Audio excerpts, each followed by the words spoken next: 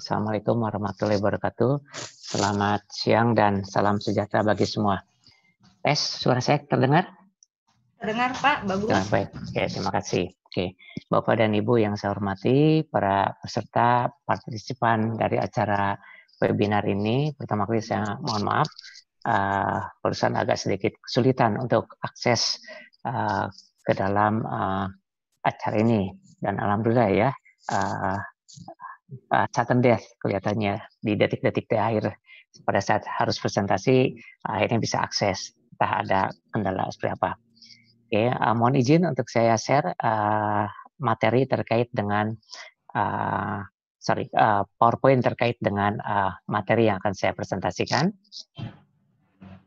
Oke, kelihatan? Apa nampak? Nampak? Kelihatan ya? Oke. Baik, terima kasih. Ini adalah judulnya ya, metode penelitian yang dimintakan oleh panitia, yaitu terkait dengan parametrik dan non parametrik gitu ya. Namun sebelum masuk ke dalam parametrik dan non parametrik, mungkin mohon maaf kalau ada beberapa slide yang tadi yang sudah disampaikan oleh Bapak Dr. Fani. Ya, tidak lain adalah mungkin untuk merefresh kembali sebelum kita masuk dengan menggunakan alat-alat kuantitatif yang diperlukan untuk melakukan analisa data terkait dengan data-data empiris dalam hal melakukan suatu penelitian kayak gitu ya. Oke. Dan sekali lagi mohon maaf Bapak dan Ibu, dalam pertemuan ini mungkin tidak ada maksud untuk menggurui, tetapi kita lebih banyak kepada sharing pengetahuan, dan bahkan juga kalau perlu nanti ada beberapa masukan dari Bapak dan Ibu untuk kita diskusikan terkait dengan metodologi penelitian ini. Oke, jadi saya sedikit refresh. Ini ada riset, jadi kita meneliti kembali ya. Jadi penelitian tadi harus dilakukan secara hati-hati, terus-menerus, dan diharapkan bisa memecahkan suatu masalah.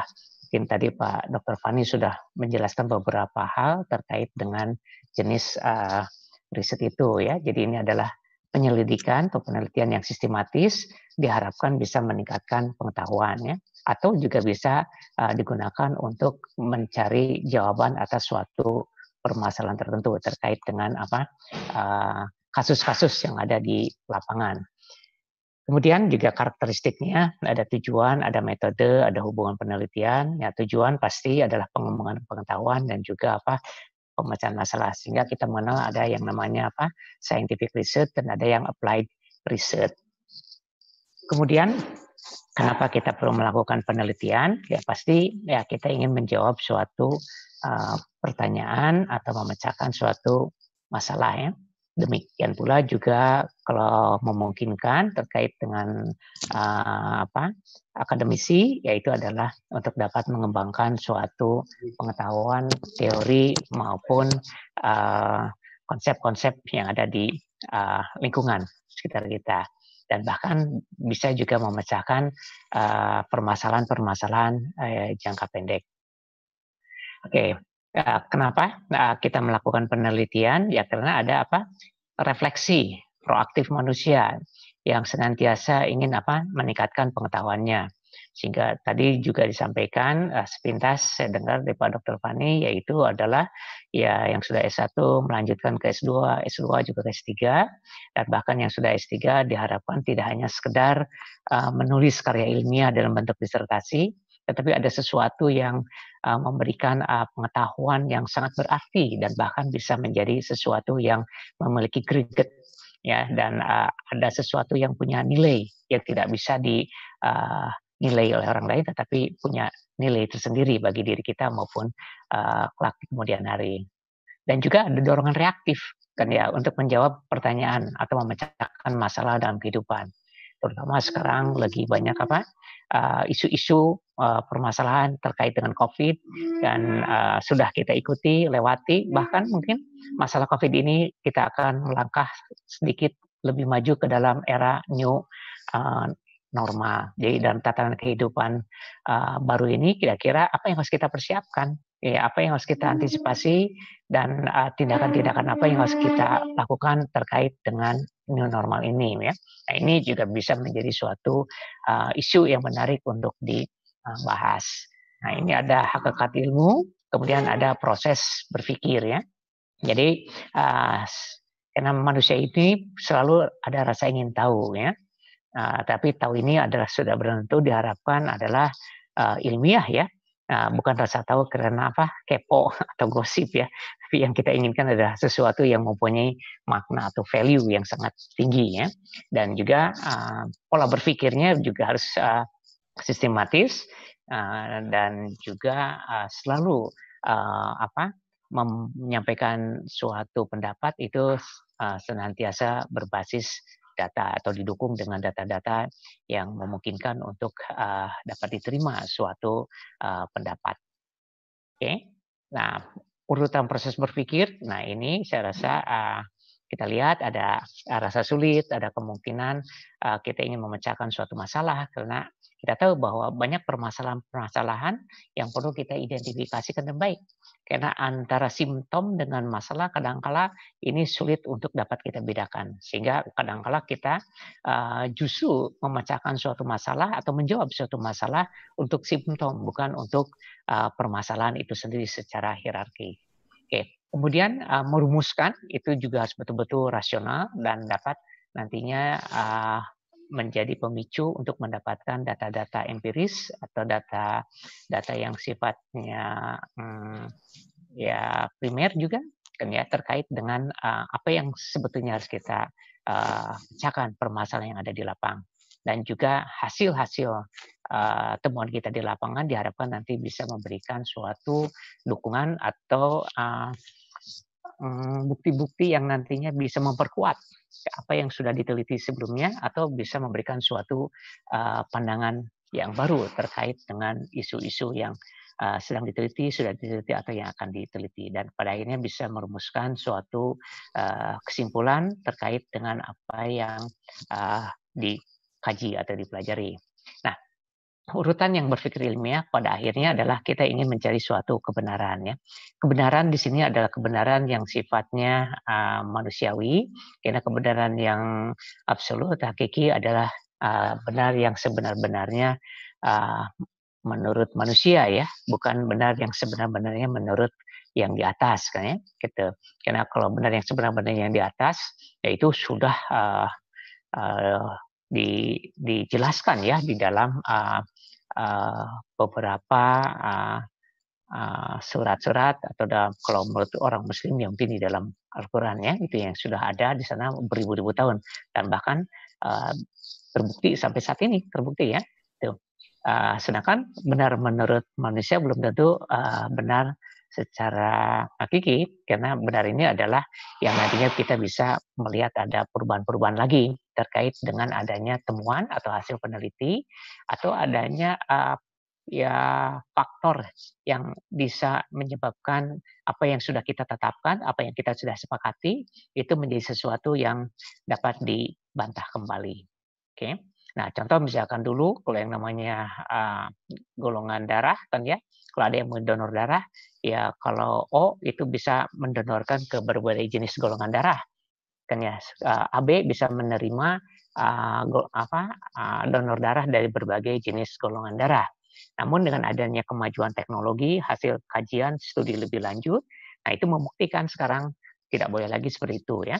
Jadi yang tadinya sudah diterima sebagai sesuatu yang benar sekarang dapat terbantahkan, ya, sehingga O harus menerima dari O harus memberikan O, AB dari AB lagi, A ke A, B ke B dan begitu seterusnya, ya.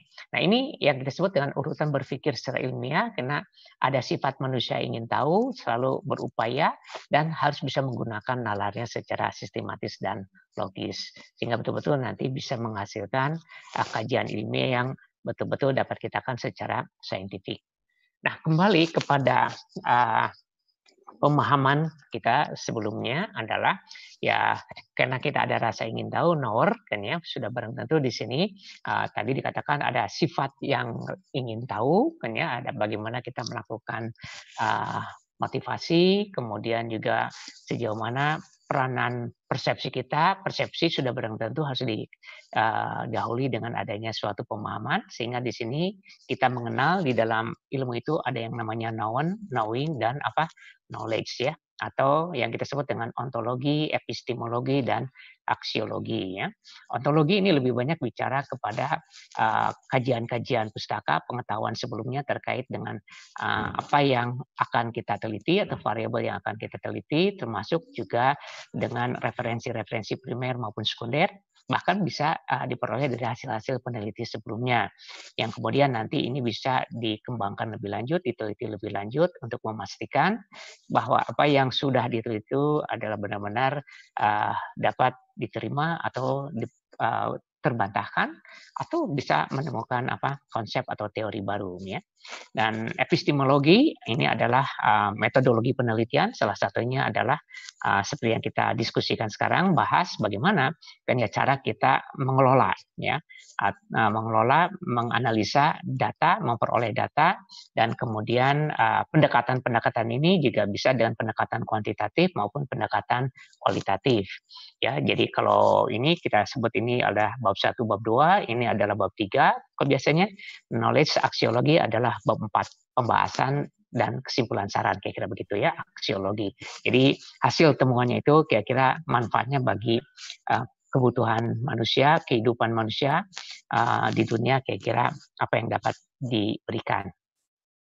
Sehingga pengetahuan itu kita bisa mulai, yaitu dari pendekatan yang kita sebut dengan induktif dan pendekatan deduktif. Biasanya kita melihat adanya suatu ya pandangan, hipotesa atau pengamatan. Ya dari pengamatan nanti ya seperti kita mengenal dulu ya ada Darwin begitu, melakukan observasi, ya akhirnya dia menghasilkan suatu teori, sehingga kita sebut dengan teori Darwin. Nah, belum tentu semua bisa menerima teori ini, ya kemudian teori ini perlu kita konfirmasi.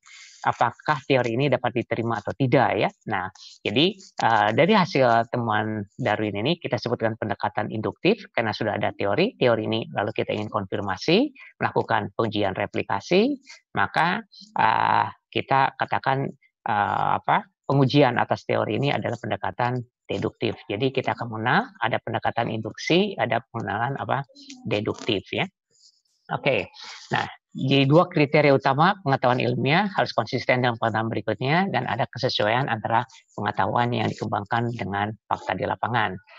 Nah, seringkali bahwa muncul pertanyaan kan ya, sebetulnya buat apa kita melakukan penelitian ya, penelitian itu ya, karena kita tahu bahwa setiap kali kita melakukan penelitian itu pada dasarnya harus ada teori, atau itu didasarkan kepada teori yang ada tadi ya, dan kita bandingkan dengan fenomena atau fakta yang di lapangan, sehingga kita kenal di sini ada gap antara teori dengan fakta di lapangan ya.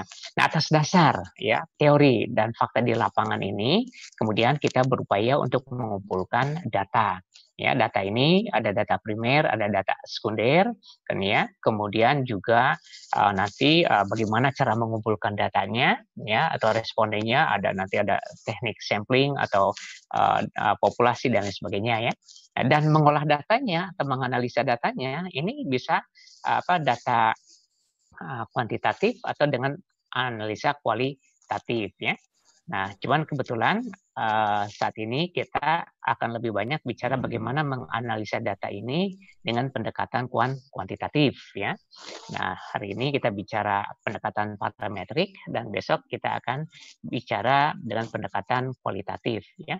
Nah, atas dasar data ini untuk menguji teori yang ini kan ya, maka nanti akan didapatkan hasil temuan dari lapangan. Nah, hasil temuan lapangan ini apakah akan menerima teori tadi seperti yang dikatakan teori Darwin, apakah kita akan menolak teori Darwin, atau kita akan menemukan teori baru, kan ya. Nah, jadi pertentangan antara teori ini yang kita kenal dengan penelitian yang sifatnya replikatif itu berupaya untuk mengkonfirmasi, kan ya, atau menolak suatu teori ya. Tapi menurut Popper dia mengatakan bahwa sebaik-baiknya peneliti adalah yang harus dapat menolak suatu teori yang ada yang kita sebut dengan teori falsification ya, itu. Nah, tapi kalau seandainya semua peneliti sudah setuju ya tidak ada yang terbantahkan lagi, maka teori ini akan berubah menjadi hukum, kan ya. Nah, hukum ini dimaksud adalah hukum yang ada di scientific, bukan hukum pidana atau perdata ya. Karena masih ada sebagian yang mengira ini adalah hukum perdata atau pidana ya. Tapi hukum ini lebih banyak ada contoh misalkan teori permintaan dan penawaran atau yang disebut dengan hukum demand dan supply, hukum Aristoteles, hukum gravitasi, hukum law of diminishing return. Nah, kalau ini adalah benar yang sebenar-benarnya menurut manusia. Jadi tujuan akhir dari kita melakukan penelitian adalah untuk melakukan konfirmasi, melakukan kesepakatan, dan pada akhirnya akan menjadi hukum ya. Nah, hukum ini adalah yang kita sebut tadi demand of supply, law of diminishing return, Aristoteles, gravitasi. Berarti peneliti semua sudah setuju dengan apa yang dikajinya itu. Oke, melangkah lebih lanjut. Tadi ada pendekatan kualitatif, ada pendekatan kuantitatif. Ini saya lewat saja. Oke, nah sumber penelitiannya, judul penelitian nanti ini bisa dijadikan sebagai referensi. Nah, kembali lagi tadi, kayak proses penelitiannya dari observasi, identifikasi masalah, kerangka teori, hipotesis. Nah, lalu masuk ke desain penelitian dan pengumpulan data ya, dan akhirnya ke analisis data. Mungkin para pembicara sebelumnya sudah bicara lebih banyak tentang hal ini. Nah, saya akan lebih banyak kepada analisis data ya, itu.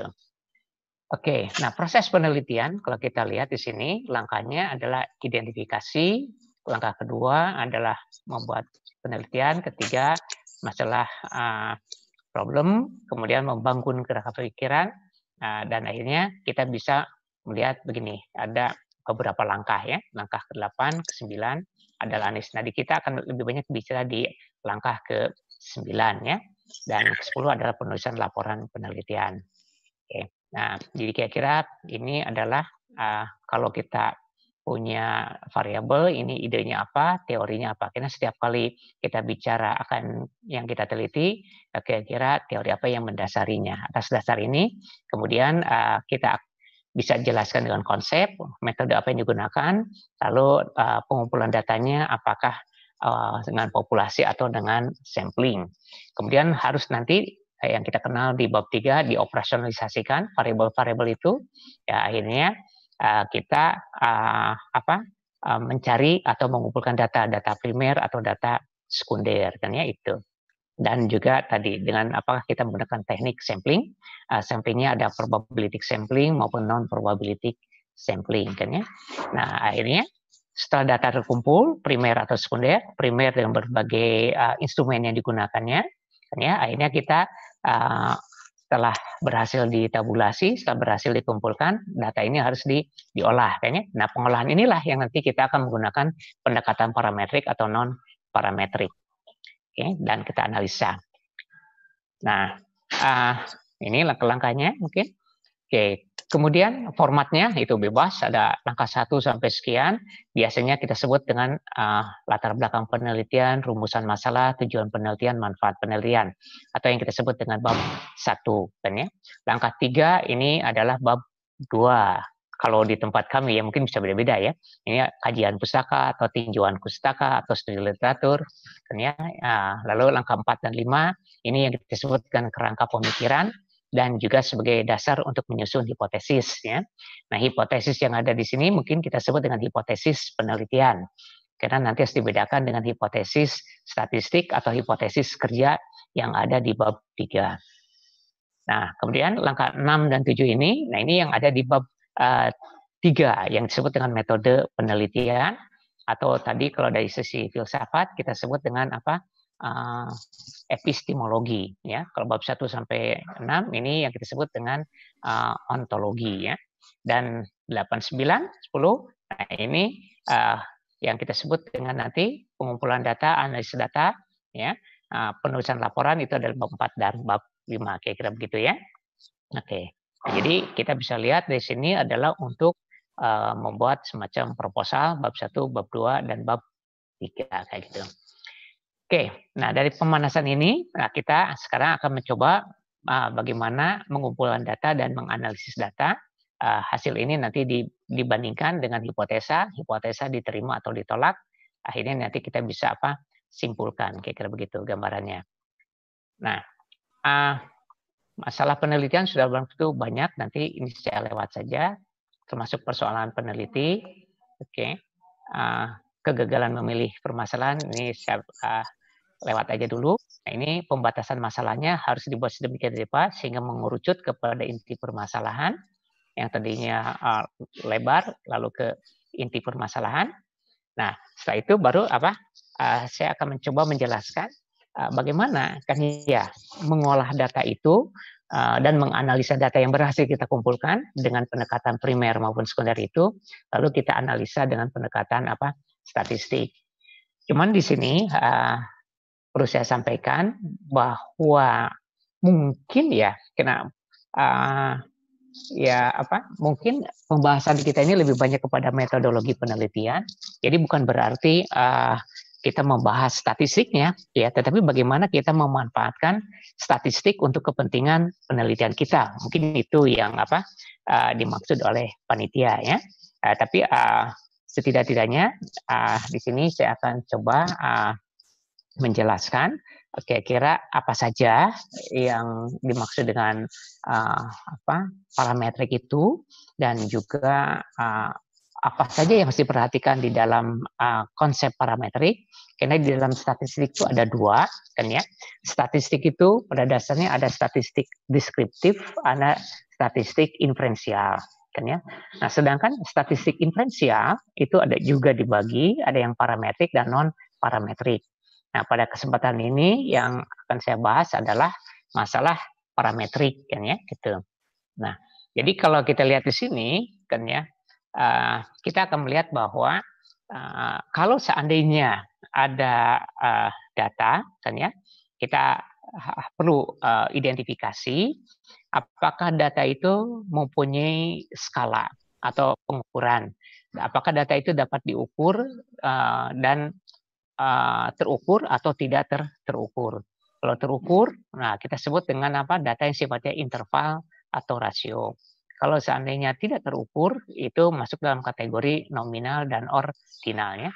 Nah, kalau seandainya dia termasuk dalam kategori nominal dan ordinal, maka biasanya ini kita kategorikan ke dalam statistik yang sifatnya non parametrik ya. Atau para pakar statistik lebih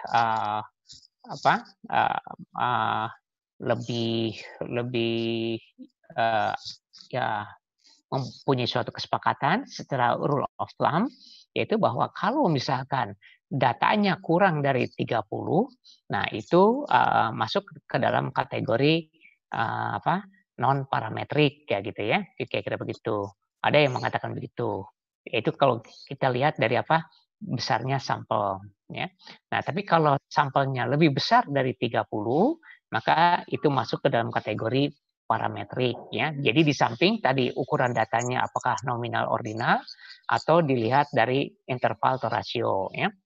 Jadi ada yang mengatakan interval rasio itu masuk ke statistik parametrik atau dilihat dari besar kecilnya sampel. Kalau lebih besar dari 30 parametrik, kalau lebih kecil adalah non parametrik kayak gitu.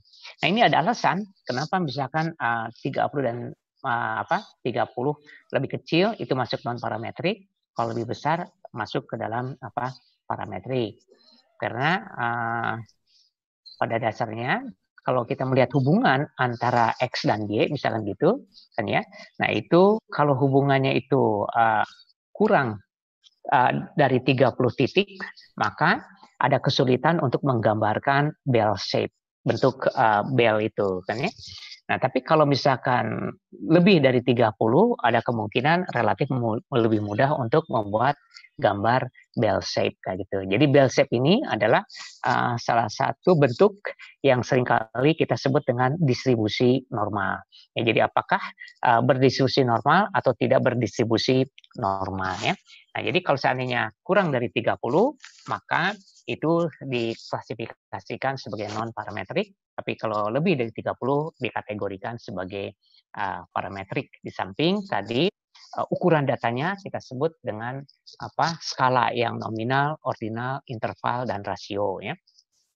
Biasanya saya selalu singkat supaya relatif mengingat no dan ir ya. Kalau no atau no, karena ir saya suka identikan dengan singkatan dari insinyur. Kalau insinyur kan harus dari IPA ya, IPA jadi parametrik kayak gitu ya. Kalau no ya sosial, jadi non parametrik kayak gitu. Jadi nominal dan ordinal ya. Kalau interval dan rasio itu adalah parametrik kayak gitu. Nah, atas dasar ini kan ya data-data yang kita nanti himpun, kita cari ya dan peroleh di lapangan, ini semata-mata adalah untuk menjawab permasalahan yang sudah kita identifikasikan di bab 1 ya. Tadi mungkin pembicara sebelumnya sudah menjelaskan ini. Nah, pada saat mengidentifikasikan itu, maka perlu kita evaluasi, perlu kita buktikan dengan cara memperoleh data empiris, data dari lapangan, atau juga bisa dari melakukan uji-uji referensi atau uji literatur. Nah, atas dasar itu tadi dikatakan bahwa kan ya atas dasar kerangka pemikiran yang berhasil ditetapkan, maka kita akan membuat suatu hipotesis kan ya. Hipotesis itu adalah dugaan sementara yang nanti perlu kita buktikan kebenarannya, yaitu dengan menguji data-data yang kita peroleh di lapangan ya. Nah, memang tidak mudah, apalagi kalau data primer ya, itu tidak mudah, mengingat liku-liku yang harus kita hadapi dan responden yang senantiasa tingkat kesibukannya relatif tinggi atau kadang-kala sulit untuk menentukan waktu yang sesuai dengan para peneliti. Oke, jadi uji hipotesis ini tergantung kepada apa yang menjadi pertanyaan penelitian, tujuan penelitian, dan hipotesis penelitian. Ya, kemudian tadi skala pengukurannya nominal, ordinal, interval, atau rasio. Kemudian kalau datanya ini tadi, ya kalau seandainya semua data yang akan diteliti, kita sebut dengan populasi. Kalau enggak, kita menggunakan sampel. Tadi metode samplingnya ada yang kita kenal dengan probability sampling, ada yang non probability sampling dengan berbagai jenisnya ya. Oke. Kemudian yang harus kita perhatikan sebelum melakukan uji hipotesis. Nah, ini tadi skala pengukuran ada nominal, ordinal, rasio, dan interval. Lalu hipotesis ini ada yang sifatnya komparasi, ada yang sifatnya korelatif ya. Komparasi itu adalah bahwa antara yang satu dengan yang lain itu ada perbedaan. Kita ingin melihat misalkan sebelum dan sesudah perusahaan melakukan merger, bagaimana kinerjanya kayak begitu ya. Jadi kita ingin melihat sebelum merger bagaimana terhadap kinerja keuangannya, setelah merger bagaimana terhadap kinerja keuangannya, lalu apakah ada perbedaan antara sebelum dan sesudahnya. Nah, ini adalah hipotesis komparatif.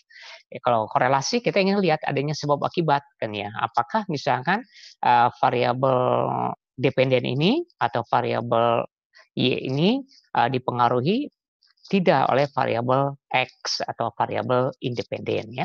Nah, nanti juga ada beberapa terminologi istilahnya, ada independen, ada dependen ya, ada eksogen, ada endogen, ada moderating, ada intervening. Itu adalah jenis-jenis variabel nanti ya.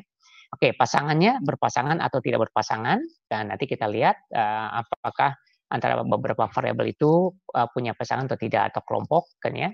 Dan kemudian apa yang menjadi syarat masuk dengan menggunakan alat analisis parametrik dan juga non parametrik. Tadi salah satunya ini kan ya, kalau lebih besar dari 30 dilihat dari datanya itu menggunakan parametrik, kalau lebih kecil bisa menggunakan non parametrik kayak gitu. Oke, Jadi ini adalah statistik parametrik, dilihat dari apa distribusinya. Tadi dikatakan distribusinya normal atau tidak normal, gitu ya. Jadi kalau normal parametrik, kalau tidak normal itu adalah non parametrik. Oke. Nah ini mungkin nanti bisa dibaca kiranya. Nah statistik parametrik, oh ini kok double, oke. Ini adalah salah satu teknik ya, contohnya pada uji T diasumsikan populasi terdistribusi normal ya. Tuh, kalau kita menggunakan apa uji sampel ya gitu. Dan biasanya juga kita ingin perlu data-data kuantitatif pada level interval atau rasio. Oke, ini yang disebut dengan distribusi normalnya. Oke, nah syarat analisis statistik parametrik. Nah ini salah satunya adalah harus dapat dipilih secara acak atau random, kan ya. Artinya bahwa yang namanya probability sampling, artinya setiap sampel itu memiliki kesempatan untuk dipilih, ya bahkan bisa dipilih kembali kayak gitu ya. Tidak seperti arisan ya. Kalau arisan kalau sudah dikocok keluar, maka yang sudah keluar nggak bisa dimasukkan lagi, kira begitu ya. Nah ini bisa ya.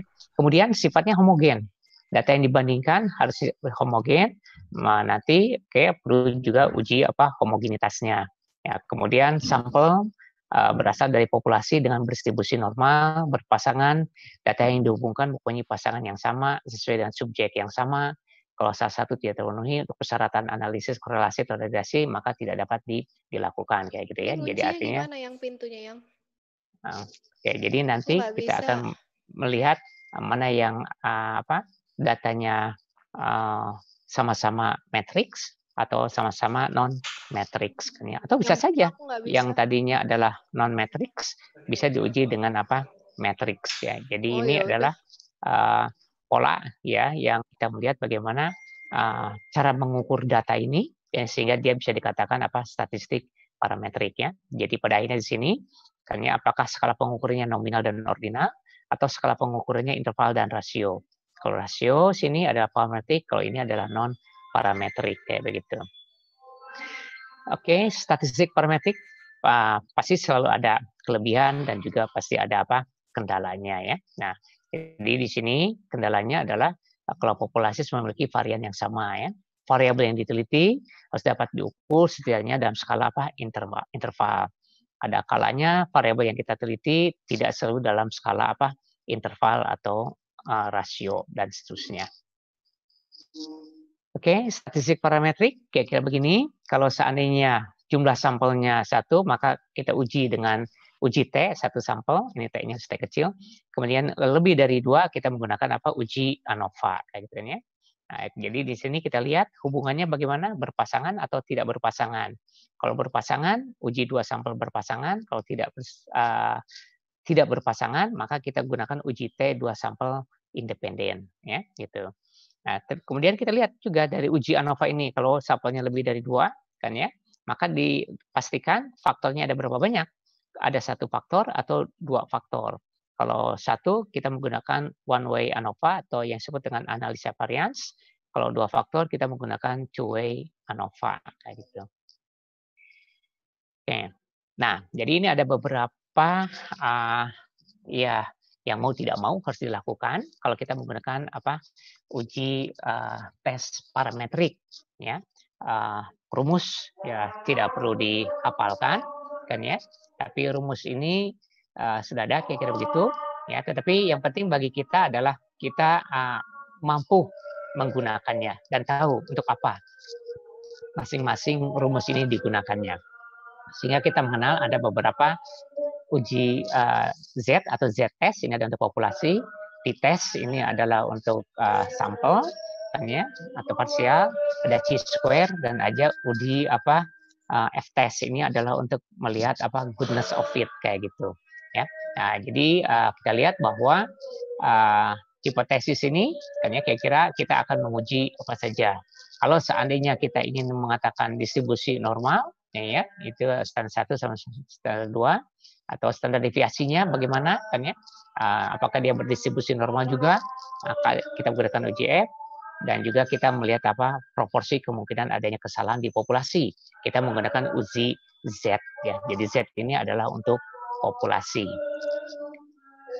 Oke, F-test ada gini, kan ya? T-test, maaf.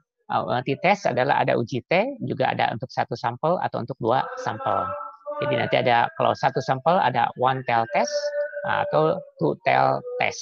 Ya. Nah, 2 sampel ada independent test, ada apa? Pair test kayak gitu. Jadi ini adalah alat uji T untuk masing-masing, ya.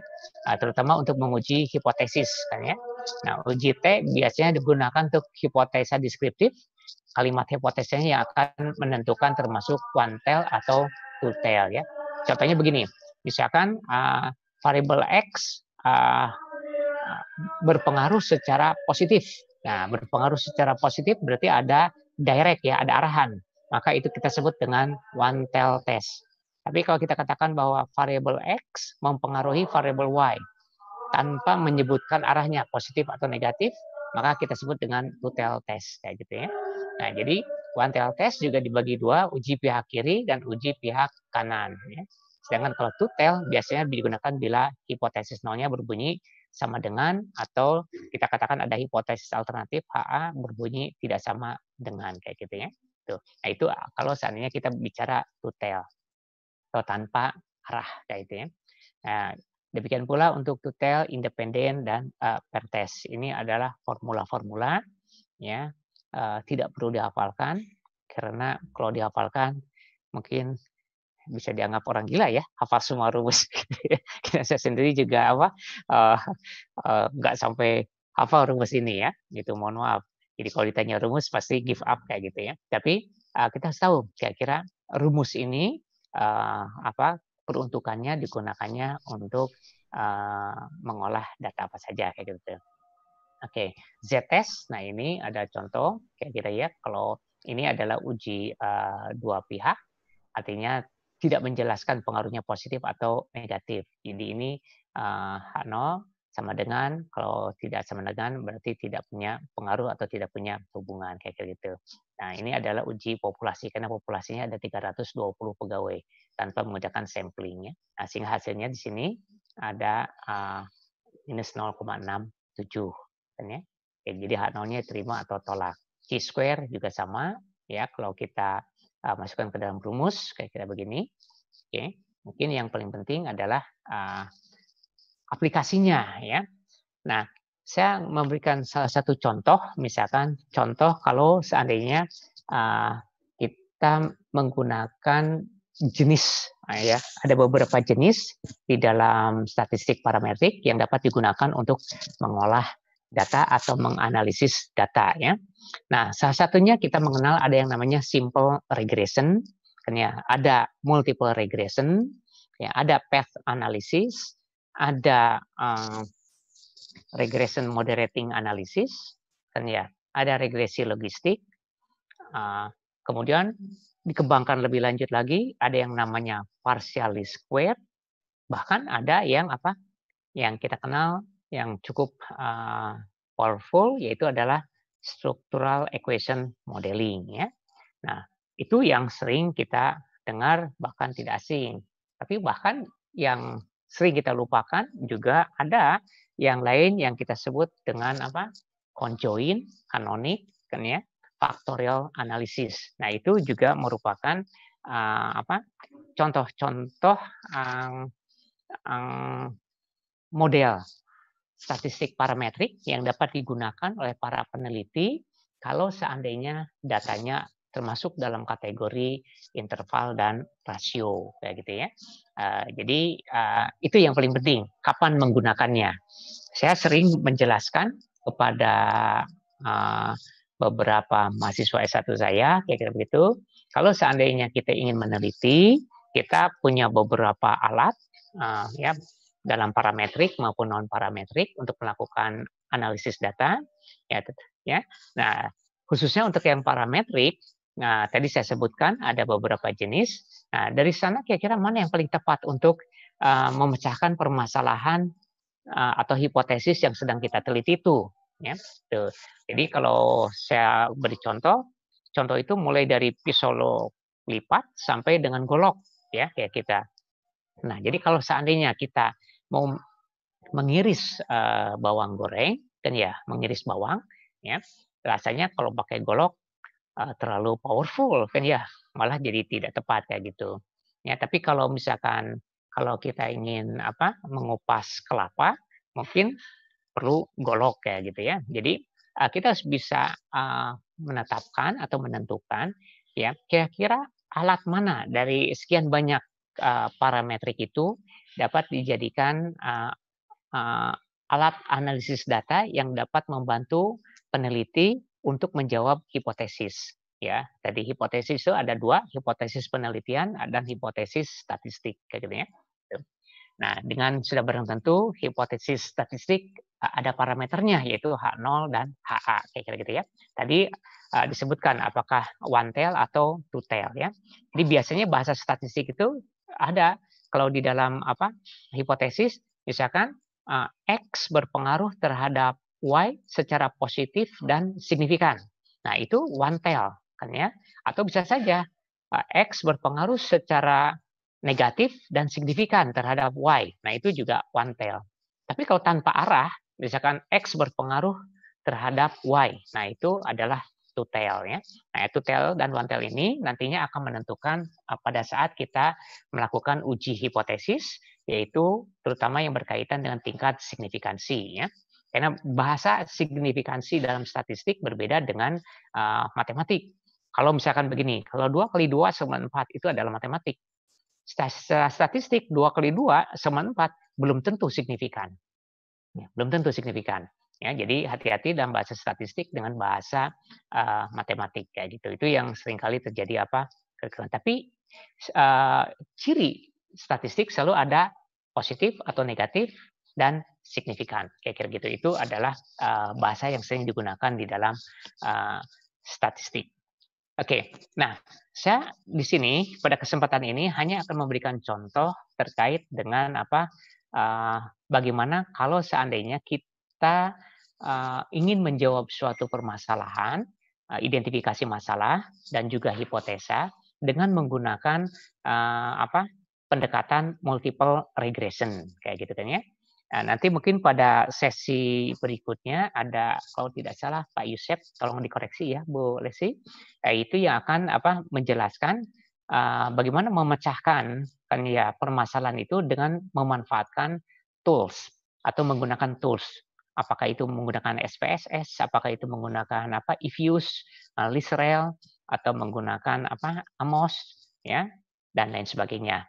Itu mungkin akan memudahkan kita di dalam mencoba memecahkan permasalahan. Karena kalau tidak menggunakan paket statistik, relatif akan lebih lama ya.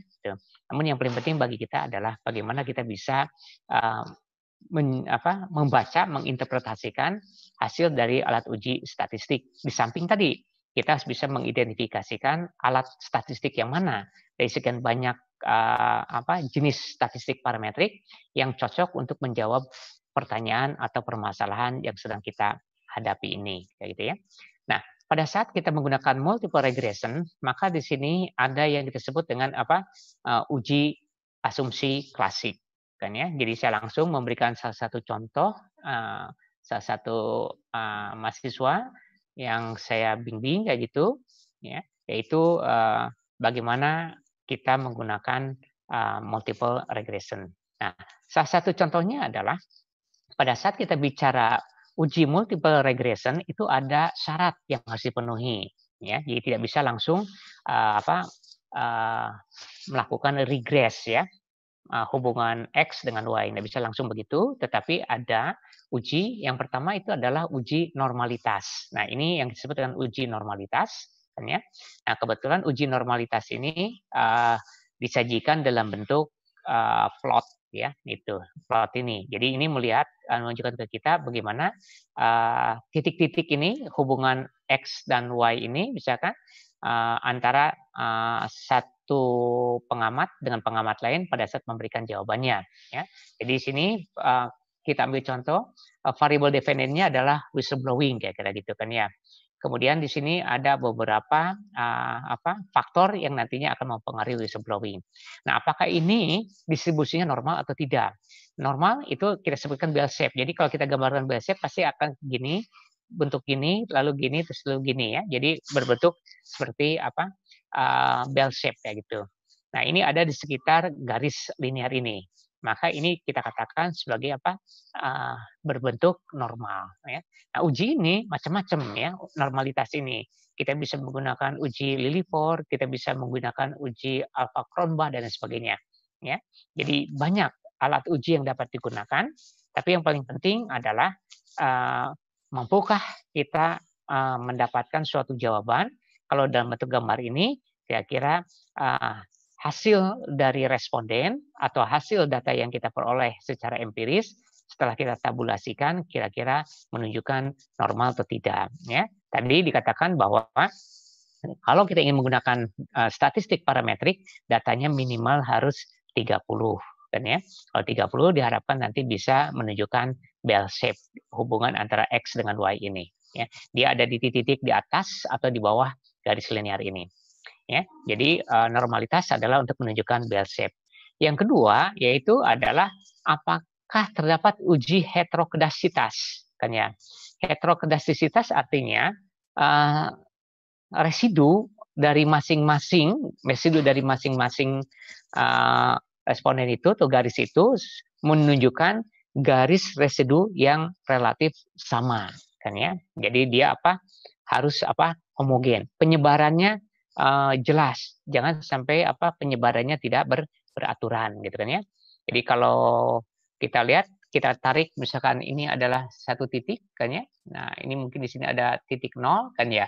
Kita lihat kan ya, penyebarannya relatif sama, mendekati. Kalau kita tarik garis ini relatif sama.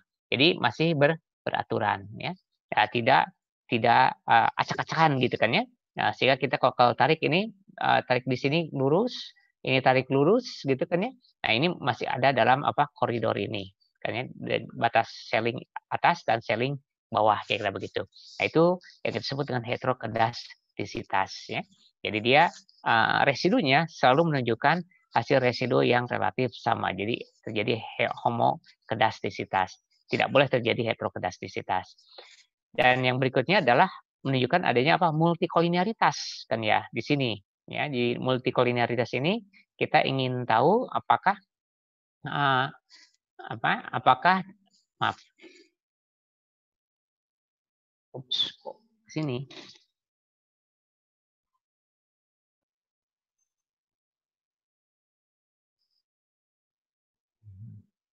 salah ngeklik, mohon maaf.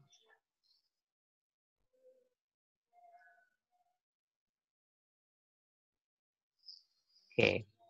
Nah, jadi di sini kita ingin jelaskan bahwa apakah betul terdapat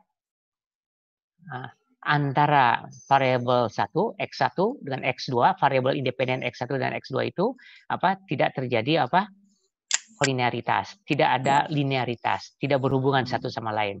Karena kalau antara X1 dan X2 berhubungan, maka kita tidak bisa menggunakan multiple regression ya. Nah, indikasinya apa di sini? Kan ya, indikasinya di sini ya. Ini batas toleransinya harus di atas 0,5, kemudian variance inflation factor-nya harus di atas 10 kan ya. Nah, itu jadi ini yang menunjukkan bahwa apakah antara variabel X1 dan variabel X2 tidak terjadi hubungan. Antar variabel independen tidak boleh ada hubungan. Kalau antara variabel independen ya ada hubungan, maka multiple regression tidak bisa digunakan karena di sini terjadi multikolinearitas ya. Kalau terjadi multikolinearitas, maka kita harus merubah model ya. Jadi kalau misalkan saya ambil contoh pengaruh X terhadap Y itu menggunakan simple regression. Kalau simple regression tidak perlu menggunakan uji asumsi klasik atau yang disebut dengan BLUE, Based Linear Unbiased Estimation. Nah, tapi kalau variabel independennya lebih dari satu, taruhlah ada X1, ada X2 terhadap Y, ya pastikan dulu apakah X1 dan X2 itu ada hubungan atau tidak. Nah, oleh karena itu perlu diuji asumsi klasik. Pertama, dia normal tidak, kemudian residunya antara satu dengan yang lain itu relatif sama, terjadi homokedastisitas, lalu ditanya apakah antara X1 dan X2 variabel independen itu ada hubungan atau tidak. Nah, kalau ada hubungan, maka kita tidak bisa menggunakan multiple regression, ya. Nah, jadi alternatif lainnya model kita rubah, ya, yaitu dengan menggunakan apa yang kita sebut dengan path analysis, kan ya. Karena antara X1 dengan X2 itu ada hubungan. Kalau X1 dan X2 tidak ada hubungan, maka bisa dilanjut dengan multiple regression. Tapi kalau antara X1 dan X2 ditunjukkan oleh ini, multikolinaritas ini ternyata ada hubungan, maka kita tidak bisa lanjut dengan multiple regression, model kita serubah dengan menggunakan path analysis, ya. Tapi itu sama juga masuk dalam rumpun regresi, ya. Oke. Kemudian setelah itu ada satu lagi, yaitu harus uji Durbin-Watson. Durbin-Watson itu adalah uji, kan ya. Oh, kok sini. Ini ada yang kurang pas lagi. Oke, sebentar. Oke, nah di sini, kan ya, setelah uji asumsi klasik, normalitas, heteroskedasitas, dan multikolonialitas, ada satu lagi, yaitu yang disebut dengan uji Durbin-Watson, yaitu adalah uji autokorelasi. Jadi artinya apakah datanya itu terdapat time series atau tidak. Artinya data tahun ini dipengaruhi tidak oleh tahun sebelumnya. Ya, kalau terjadi pengaruh, maka itu pun juga tidak bisa menggunakan multiple regression yang sifatnya seperti ini, ya. Tetapi datanya itu akan berubah karena terjadi misalkan terjadi autokorelasi atau datanya time series, dan mungkin juga melibatkan beberapa perusahaan yang diteliti atau beberapa entitas yang diteliti, sehingga nanti bentuk datanya akan berubah menjadi data panel, ya. Betul. Jadi di situ juga ada langkah berikutnya sebelum kita menggunakan uji multiple regression, ya. Tuh. Nah, jadi kalau ini ada langkahnya yang kita sebut dengan kalau terjadi kolinaritas, maka ini berubah menjadi path analysis, ya. Nah, satu lagi itu ada uji autokorelasi, yaitu ditunjukkan dengan Durbin-Watson. Nah, biasanya itu bisa dilihat dari pada saat kita mendapatkan R kuadrat, ya. Itu nanti bisa menggunakan uji statistik. Oke, nah ini contoh misalkan, ya, di sini biasanya di kolom satu lagi ini ada kolom Durbin-Watson untuk menentukan terjadi autokorelasi atau tidak, atau time series. Nah, setelah kita menggunakan uji statistik dengan menggunakan SPSS atau menggunakan eFuse atau statistika, apapun tools yang digunakannya, nah akhirnya ya dari data yang kita kumpulkan, ya dari sekian banyak sampel yang kita gunakan, akhirnya kita mendapatkan koefisien di sini, ya koefisiennya. Kalau ini adalah konstanta, karena fungsi dari multiple regression biasanya kita kenal dengan Y di sini. Y sama alpha plus beta X1 plus beta 2 X2 plus beta 3 X3 plus residual. Ya, ini residu. Ini artinya faktor lain yang tidak kita teliti atau variabel-variabel lain yang tidak kita teliti. Nah, jadi pada saat kita mendapatkan keluaran seperti ini dari hasil uji statistik, setelah kita berhasil melakukan tabulasi, maka kita akan mendapatkan unstandardized coefficient dan ada standardized coefficient, kan ya, gitu. Nah, jadi kalau datanya semuanya adalah ada ukuran ordinal, nominal kayak gitu, maka kita menggunakan unstandardized kayak gitu ya. Gitu ya. Jadi di sini adalah pastikan, kan ya, kita pastikan di sini bahwa apakah kan ya koefisien ini yang menguji hipotesa itu adalah signifikan atau tidak. Itu dilihat dari uji T-nya, ya. Jadi kalau misalkan di bawah 0,05, maka kita katakan hasil uji T ini adalah signifikan. Kenapa? Karena T hitung ini nantinya dibandingkan dengan T tabel. T tabel itu adalah angka nilai T ini yang ada di dalam tabel keuangan ya, atau tabel statistik ya. Itu nanti kita lihat di tabel statistik itu angkanya berapa kayaknya. Karena ini mungkin akan lebih besar daripada T tabel. T hitung ini lebih besar T tabel, maka dia akan apa? Signifikan ya. Karena ini di bawah 0,05 ya.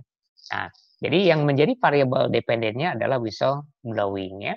Nah, yang jadi variabel independennya di sini ada 3, yaitu adalah sensitivitas etis, locus of control, dan personal cost. Ya, tadi dikatakan kalau sebelum hasil ini dilakukan, kan ya kita uji dulu antara X1, X2, dan X3. Kalau di antara ini ada kolinearitas, maka kita tidak bisa menggunakan multiple regression, tetapi harus merubah model menjadi path analysis ya. Nah, hasil koefisien di sini kemudian kita tulis ke dalam persamaan multiple regression ya. Y ini adalah whistleblowing, ini adalah konstanta, artinya ada X1, ada X2 ataupun ada X3 ataupun tidak ada X3, ini akan terjadi ya. Oke, jadi kita lihat di sini untuk sensitivitas etis adalah 0,407 kan ya. Dan seringkali kita tahu bahwa bila mana X naik satu satuan, maka Y akan naik sebesar 0,407 ya. Kalau X2 naik satu satuan, maka Y akan naik sebesar 0,255. Kalau X naik satu satuan, maka Y akan turun sebesar 0,585 ya. Jadi artinya di sini kita lihat kan ya, di sini ada minus kan ya, dan juga masih signifikan. Ya. Nah, ini adalah personal cost. Nah, kebanyakan para peneliti begitu ini sudah selesai, kan ya, H0 ditolak, H alternatif diterima karena dia ada signifikan. Kita katakan bahwa kan ya sensitivitas etis berpengaruh terhadap whistleblowing, locus of control berpengaruh terhadap whistleblowing, personal cost berpengaruh terhadap whistleblowing, ya gitu ya. Nah, sebaiknya tidak seperti itu, tetapi ini tadi dikatakan bahwa untuk menjelaskan hubungan sensitivitas dengan whistleblowing, locus of control dengan whistleblowing, personal cost dengan whistleblowing, itu ada teorinya, kan ya. Maka di sini dijelaskan, kan ya, apakah ini selaras dengan teori, kan ya, menolak teori, kan ya, atau menemukan teori baru, kayak begitu ya. Nah, maka ya argumen kita ini harus dibentuk dari kajian pustaka yang ada di bab 2 ya, dan juga dari teori yang kita gunakan sebagai dasar untuk menguji hipotesis. Termasuk juga mungkin kita juga sudah membaca, mengumpulkan ya data-data terkait dengan hasil peneliti sebelumnya, sehingga hasil temuan kita ini ya sependapat dengan peneliti sebelumnya dengan siapa saja, kan ya, tidak sependapat dengan peneliti sebelumnya siapa saja. Kenapa sampai tidak sependapat, kan ya? Kenapa sependapat dengan peneliti sebelumnya? Lalu apa manfaat dari penelitian kita? Apa keunikan dari hasil penelitian kita? Nah, ini yang nantinya bisa memberikan kontribusi kepada para peneliti berikutnya. Karena itu hasil temuan kita ini di lapangan terus bisa menjelaskan apa keunikan ya atau novelty dibandingkan dengan yang sebelum-sebelumnya. Oke, dan ini di bab 4 ini tidak cukup hanya dengan sampai hasil uji statistik, tetapi juga kembali kepada deskripsi, menjelaskan bagaimana ini bisa berpengaruh, terutama yang ini, kan ya, apakah betul kalau terjadi whistleblowing, kan ya, personal cost-nya akan semakin turun, kan ya, atau personal cost-nya semakin tinggi, kan ya, gitu. Nah, kalau seandainya ini tidak sesuai dengan konsep, sesuai dengan teori, maka kan ya, apa yang menjadi masalah? Karena kalau misalkan logikanya kalau seseorang melakukan whistleblowing itu opportunity resikonya tinggi. Kalau resikonya tinggi berarti personal cost-nya tinggi. Tetapi di sini malah negatif kan ya.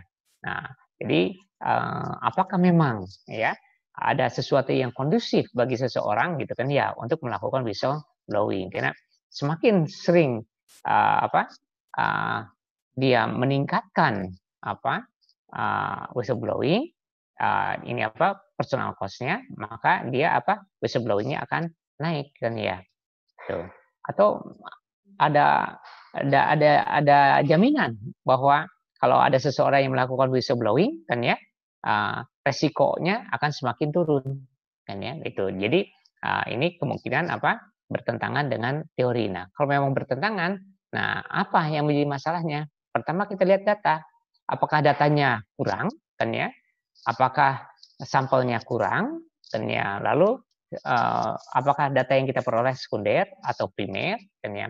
Kalau sekunder, apakah itu merupakan data valid? Demikian pula kalau primer, apakah juga yang memberikan respondennya itu juga tepat yang menjawabnya, atau mungkin juga tidak memberikan informasi yang objektif atau bagaimana? Itu pun juga nanti di dalam instrumen yang kita gunakan, terutama untuk kuesioner, itu ada trik-trik yang menjamin bahwa si responden mengisi itu diyakini benar kebenaran data yang disampaikannya itu, ya.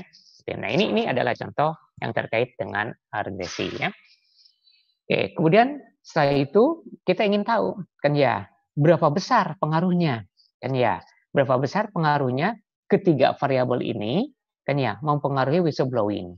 Nah, di sini kita ada dua, kan ya, ada R square dan ada adjusted R square, kan ya. Kalau R ini adalah hubungannya, hubungan ini menunjukkan hubungan ini dengan whistleblowing, ini dan ini dan ini. Nah, ini yang biasanya diuji dengan menggunakan Pearson product moment. Ya, kalau Pearson product moment dikuadratkan, maka kita akan mendapatkan R square, yaitu koefisien determinasi, besarnya pengaruh antara tiga ini terhadap ini, kan ya, gitu. Jadi pengaruhnya adalah 83%, ya. Nah, jadi kalau kita bandingkan atau kita analogikan, kalau kita ingin mencari earning, kan ya, net income, apakah itu adalah earning after tax atau earning before tax, kan ya, gross atau net income. Nah, pasti yang kita inginkan adalah yang net income. Maka sebaiknya disarankan gunakanlah yang adjusted R square. Jadi ini akan selalu lebih kecil daripada R square. Namun di sini sudah mengakomodir, mempertimbangkan kemungkinan faktor yang akan menyebabkan ini menjadi bias, ya. Jadi sebetulnya adalah 82%, bukan 83%, ya, kayak gitu. Nah, ini adalah hasil analisis korelasi dan uji koefisien determinasi. Korelasi adalah R yang disebut dengan Pearson product moment, kayak gitu. Oke, nah kemudian kita secara parsial lihat, kan ya, bagaimana pengaruhnya, kan ya. Nah, ini sensitivitas etis terhadap whistleblowing, ya. Dia signifikan, T hitungnya sekian, berarti T hitung lebih besar dari tabel. Korelasinya adalah 58%, ya. Kemudian R kuadratnya adalah 33%.